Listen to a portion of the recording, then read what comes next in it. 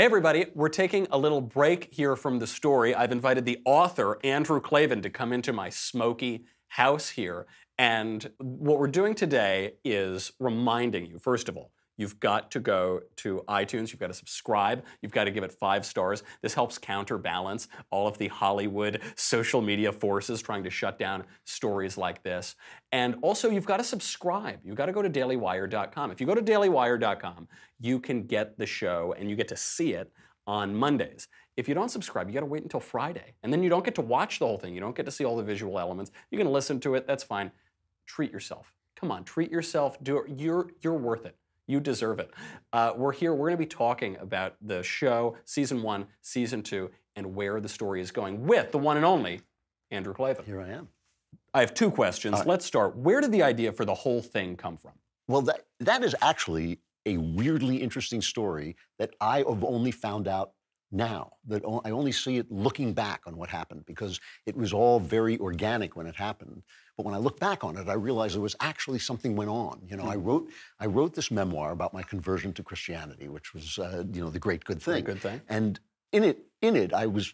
You can see me praying to God, oh Lord, if I'm going to become a Christian, don't make me become a Christian novelist, because what is worse than those novels where everybody finds Jesus and everything's great, and the guy gets hit by a car, but it's okay because he's going to heaven. He's going to heaven. It's all for the best. They become movies. They make zillions of dollars. This doesn't sound so bad. I don't know. But they're terrible, and I didn't want to become.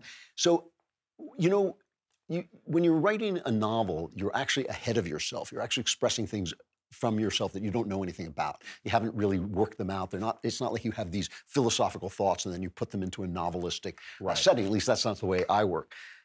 When I sat down and wrote what I think in The Great Good Thing, it put an end to certain themes that had been the themes that powered my work up to that point. I wrote these thrillers that were always about, what is reality? How do you know? How do you know something's true? How do you know something is moral? How do you know that there actually is a reality out there? That's what my thrillers were about. And at some point I thought, you just know, you know. I mean, it's almost the first line in true crime is like, you actually do know the difference between dreams and reality. And that was part of my progress to Christianity and becoming a religious person. And so now I've got this problem where the themes and the puzzles that I was trying to work out in my youth are basically solved. They're basically solved. I'm happy. I've found God. I feel at peace. What do I write about? I don't want to sit there and write these Christian novels where everything's happy, but what do I do? I wrote in the next 3 years after I wrote The Great Good Thing, I wrote 2 novels that I threw away because they were just not working. Can I have them? Because I haven't written any novels. So well, you just write a blank novel, it'd be fine. It's like so much easier. So you just threw them away? I would have my wife read them, and she would say, "This isn't working." And one of them, I was stuck on. I thought, I can fix this. I know I can fix it. And one day, I'm sitting there, and I thought, no, I can't. I cannot fix this thing. And I'm coming to the realization that I got to throw this thing away. And I'm sitting there, and another kingdom came to me like this. Boom. It was like Wile E. Coyote having a safe dropped on his head. Bang. And I don't trust that, because that's not the way I get inspiration. The way I get inspiration is it comes, and then I forget about it, and then it comes back, and it kind of drags me into it. So this was just there. I thought, that can't be right. That cannot be right. So when I'm ready to write something, I go and sit down, and then I start to write the outline, to see if it's there. I sat down. The whole thing was there. I mean, the whole thing, the whole story. Wow. And I thought, I've never had that experience before. It was like a gift from God, So every step of the way, I was thinking, somewhere along the line, I'm going to turn a corner and this story's not going to work because it's just too organic.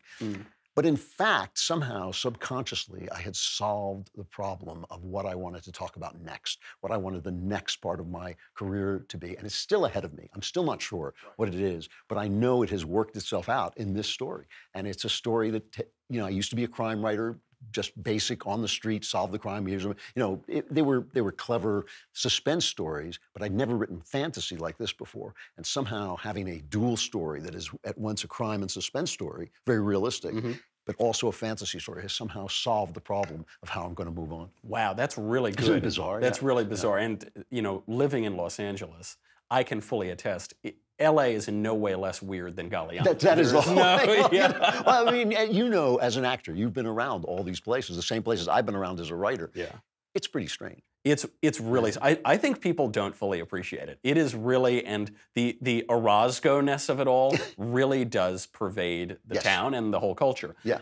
You know, there was that poll that came out a while ago that the vast majority of Americans hate political correctness. Yes, 82%. like 82%, yeah.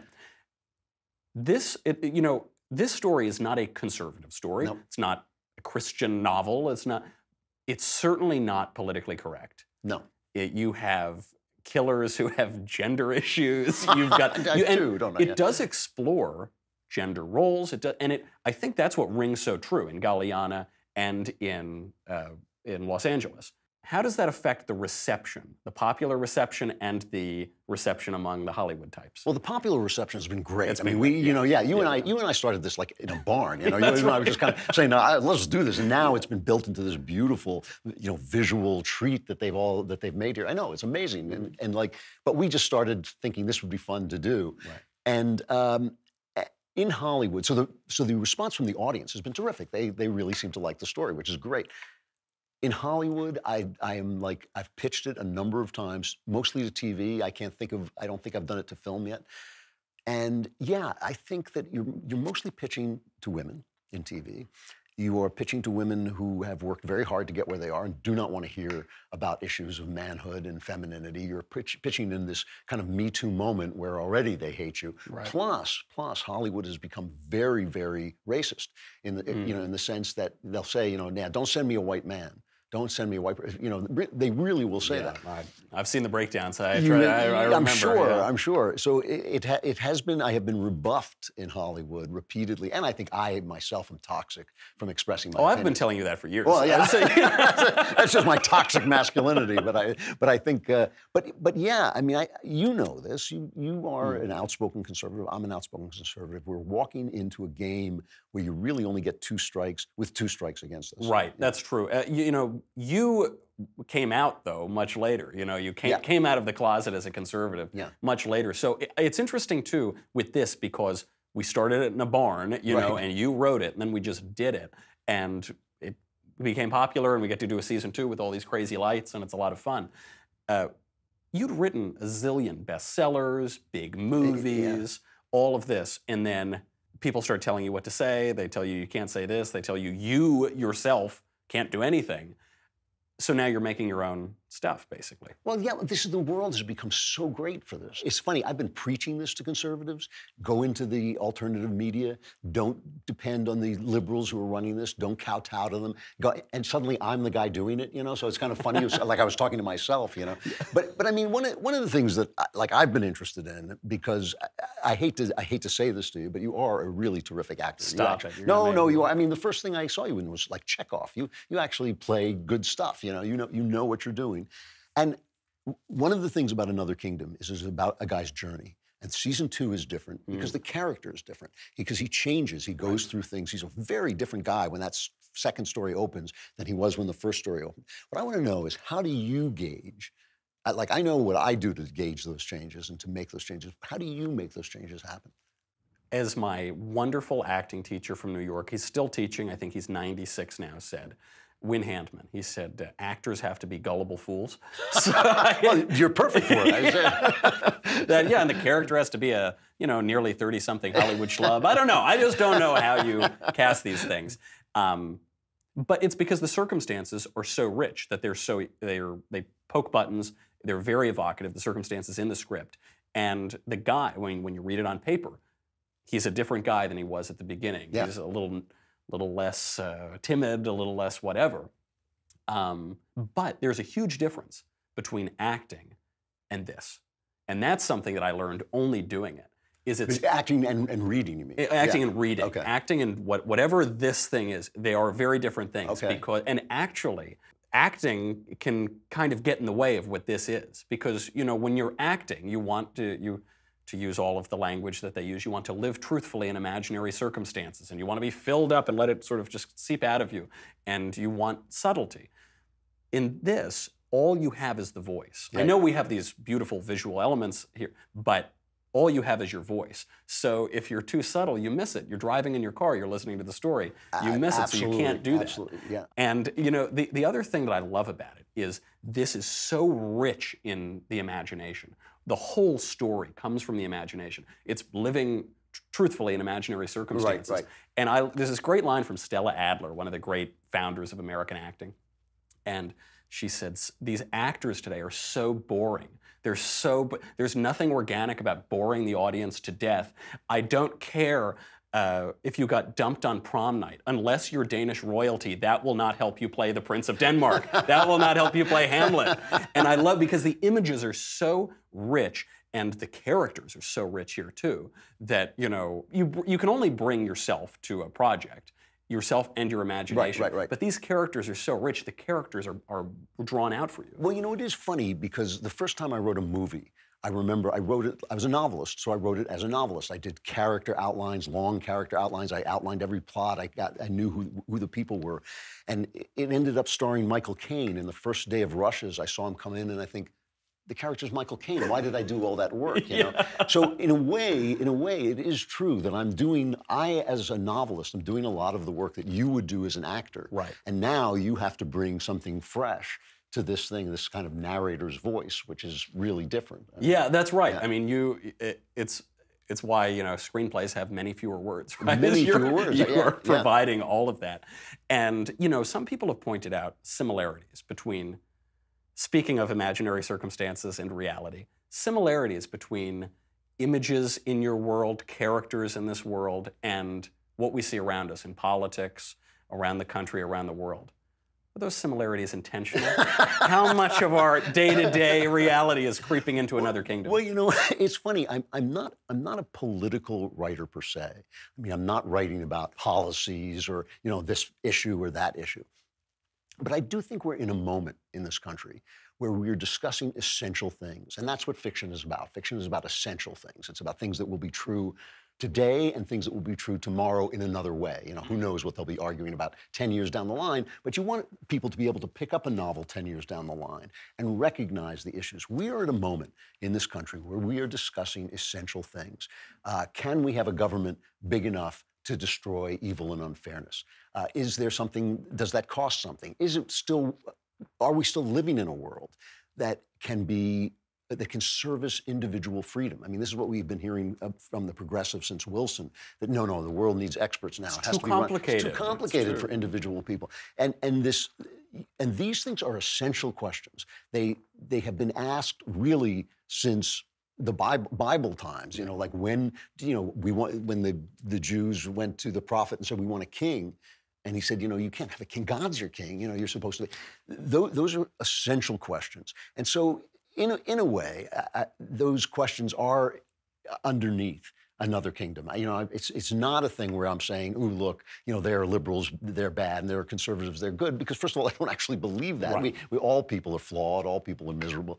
But I do believe that these essential issues that come out, that are being argued in terms of momentary policy things, are in play in our time in a way they haven't been for, say, the 50 years beforehand. And so they do inform what the character's up. This guy is fighting a villain who has a plan. The villain, and he has had a plan for a long time. And this plan does reflect these issues, and it does reflect essential things. And one of the things that I really like about Austin Lively as a person is that even though he is weak in some ways and overly ambitious in some ways, and he has a corrupt heart like we all do, he immediately knows when essential human rights have been violated. He immediately flips on that, And so I think those issues are in play in our world. When you pick up the newspaper, you're reading about them.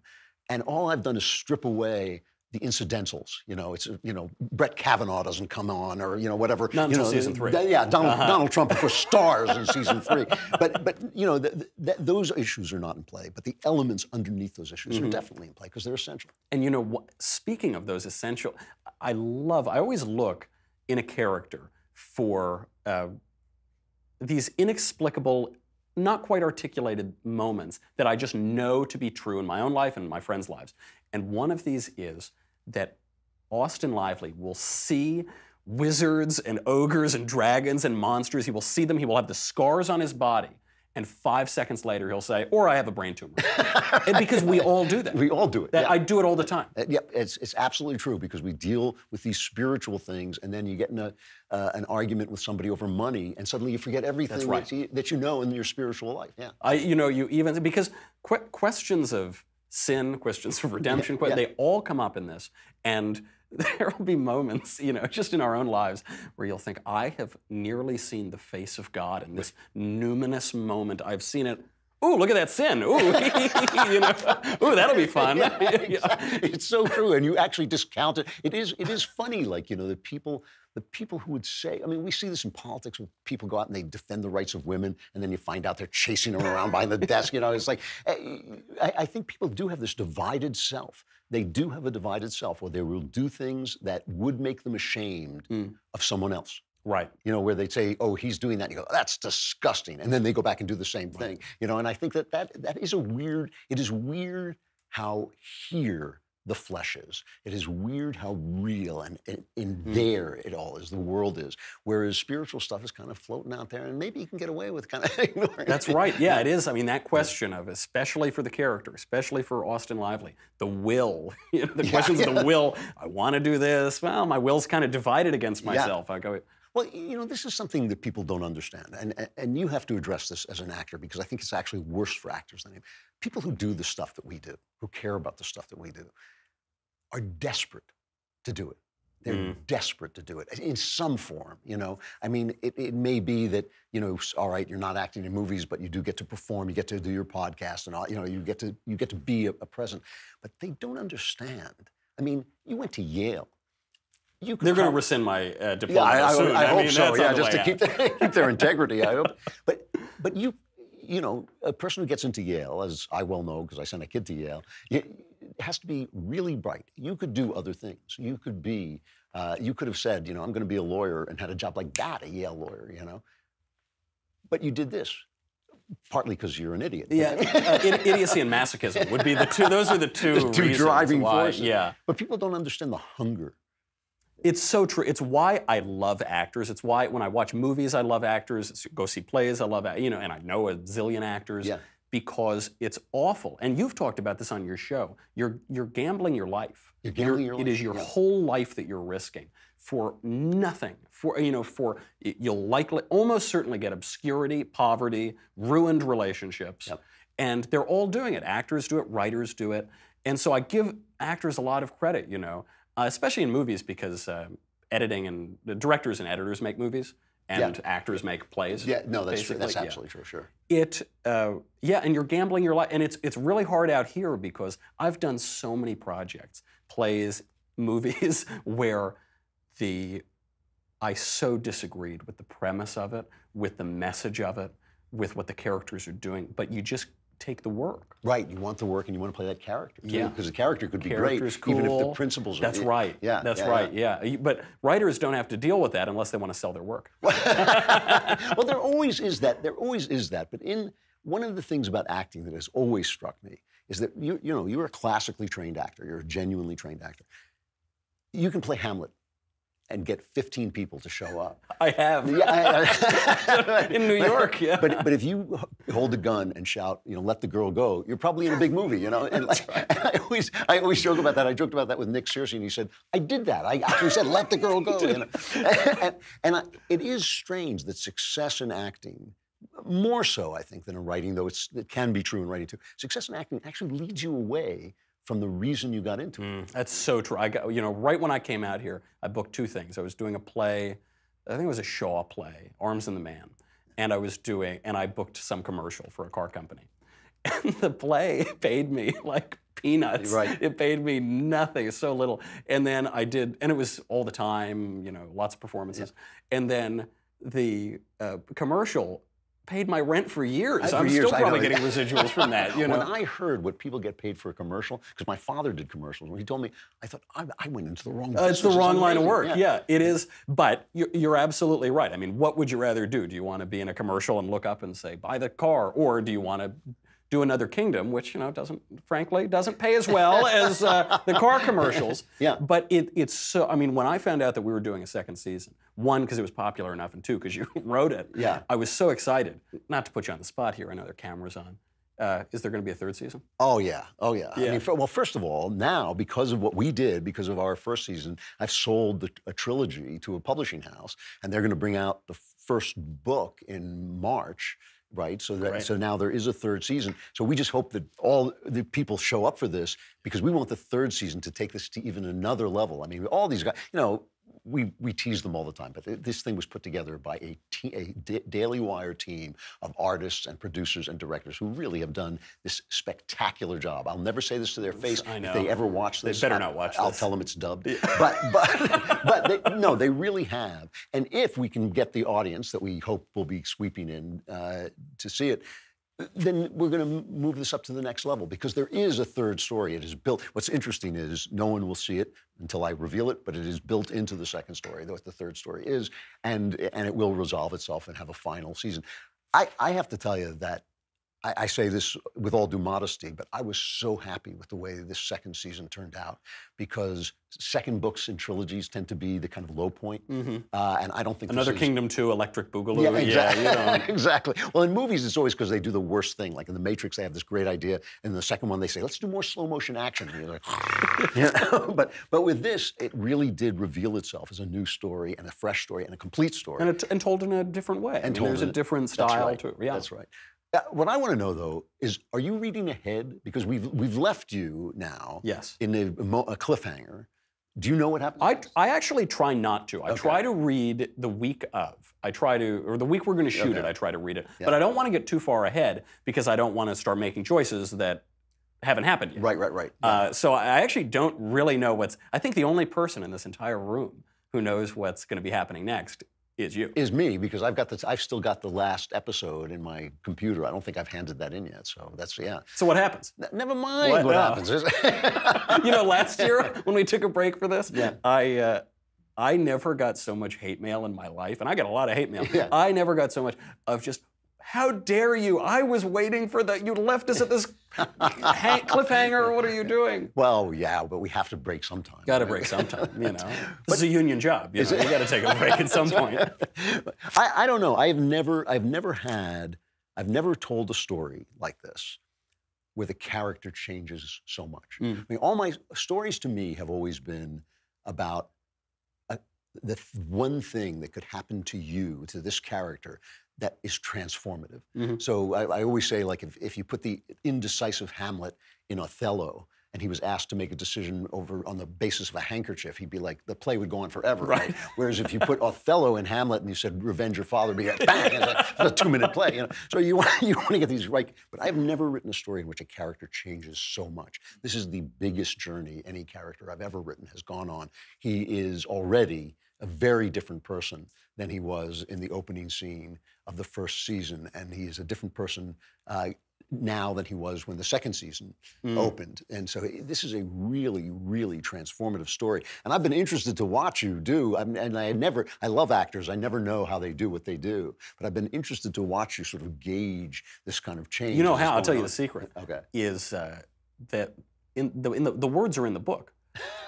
When I'm sitting there, the words are right there. I get to just read the words. Yeah, but still, you deliver it, though. You actually do deliver the character. It is an amazing, and it is weird because it is a first-person narration, so you have to deliver that character. And this first-person narration is harder charging this season. Yeah. It is really this is a big, moving. Yeah, this is a big action. It's a big action story. Why? And can you give us any preview on how that will change, what that will come to? Well, I think this has to do with the character's change. So in the first season, he's kind of like this wimpy little nobody who's on the way out. He's kind of on the way down, making excuses, doesn't want to make decisions. Right, and he gets put into this situation, this essentially supernatural situation where he is tested like a man. He is tested in a way men don't get tested in our society anymore. And he is really forced to throw away all the kind of neurosis, the Woody Allen-ness of it all, of modern society. He's forced to throw all that away and say, you know what? some of this stuff about manhood applies. You know, some of this stuff you have to do. You have to turn out and do it. So when the second season begins, he's a tougher guy than he is. And when he like begins, so what are you going to do? You can't throw him back into that first situation. So, you know, this story is the story of a quest. I mean, it is a story, it is in certain ways a very linear story about something. He starts out to find somebody, his missing sister, and it's whether he's going to do that or not. So when that happens, you have to have a lot to say, have a lot for him to do, and a lot for him to triumph over, because you've got to challenge him at a new level, right? It's not the same thing as like this little guy who any danger that he finds himself in is immensely a problem. He learns, as he says in the first episode, the very first episode, he says, I learned how to fight. Right. I learned how to fight in another kingdom. And now, you know, I know that I can do that. And that's, for a man, that is an important thing, you know? I mean, it's a thing that's very hard to describe to women, that you really do have to know at some level, not that you can win a fight, but that you will stand and fight. You can do it. Yeah. I do want to kind of close on the manliness of it all. Yeah. Because, you know, the voice changes, the written voice and the performed voice changes from season 1 to season 2. Right. Because he's become more of a man. Yeah. And he's more confident. He's maybe more reckless. I don't know if he's more reckless, but he's more willing to just go and do what he has to do. Yeah. And we're at a point where the government is studying the health effects of toxic masculinity. I mean, we're at a point where they're trying to ban masculinity from society. Is that a coincidence? What does it tell? What does it offer? I think this is a major issue, not just for men, but for women too, because in order for men to be men, women have to be women. In order for men to be men, they have to have the respect of women. They have to have a certain amount of leadership authority in their homes. You have to have the guts to face the fact that women also have a role to play in the manhood of men, and men have a role to play in the womanliness of women. And I think one of the things that I find so appallingly boring about superhero stories, and I know you and I agree on this, but everybody else in the Daily Wire disagrees. This is where they're going to all tune out. Is that, well, there's no real sexuality, because all the women are superheroes too. So they don't need the actual protection and affection and help that women actually do need in real life. And every time you say something like that, they'll say, well, Ronda Rousey is tough. And you go like, yeah, she is, but she's an exception. She's an anomaly, you know. And I think that in real life, men and women, they take care of one another, and they take care of one another in different ways. And they have to live up to that, to the needs of that role if they want to be in relationship with each other and with the world. Because the women in the story ennoble the men. That's right. In all parts of the story. And they don't do it through passivity. They do it by being womanly. That's right. By saying, you know, in the first season, he has a relationship with this woman who's incredibly courageous, incredibly bold. But one of the things that makes her courageous is that she's a woman. You know, she doesn't have the ability to fight that he has. And I've actually gotten letters from people saying, well, I could fight. And the answer is, no, you couldn't. You know, I mean, like, you know, faced with a man of similar, you know, age and fitness, he'll kill you. You know? And so it will not be close. And so, and so because we live in this safe society, because we live in this civilization that has been protected from invaders for 200 years, essentially, women have forgotten, and they can tell themselves these lies. But in fact, as we learned on September 11th, we learned it's the men who run into the burning building. It always will be. And I think that I wanted to deal with that honestly, and that's what makes it politically incorrect. It's not that I'm telling anybody what to be. I know they're individuals. But I do want to deal with this issue that, like, we need each other to fulfill our roles. You know, men and women need each other to fulfill certain kinds of roles, and not to lie about it, and not to need to lie about it, so that they can be the best things they can be, you know? That is like a major call to arms. I want to go out there and be a man. You know, the story's really told me to do that. Don't try it at home. Before we go, can you give us one spoiler? And actually, before you say that, only subscribers get the spoiler. So you have to go subscribe. Go subscribe at dailywire.com. It's all well and good to listen to it on iTunes, watch it on YouTube. That's all great. Go to dailywire.com, though. You got to subscribe so you can see all the cool stuff and so you can get the spoiler. You want to get out of here? Yeah. All right. Thanks for tuning in, and we'll see you next week.